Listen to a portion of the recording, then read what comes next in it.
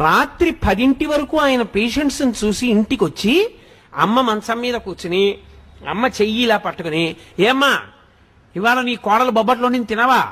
ఏం తింటాను రా, షుగర్ భయం. నీకెందుకమ్మా నేనుండగా, తిను ఓ బొబ్బట్టు పట్టరావే అని 2 ముక్కలు అమ్మకి పెట్టి, అమ్మ నేను వేస్తాను కదా టాబ్లెట్ అని ఓ టాబ్లెట్ వేసేసి అమ్మతో 4 మాటలు మాట్లాడి పక్క పక్క పక్క పక్క నవ్వి పడుకుంటే, నేను ఒకసారి వాళ్ళ ఇంటికి వెడితే వాళ్ళ అమ్మగారు అన్నారు నాతో, నాయన శరీరంలో ఓపికండి బతికాను అనుకుంటున్నావా?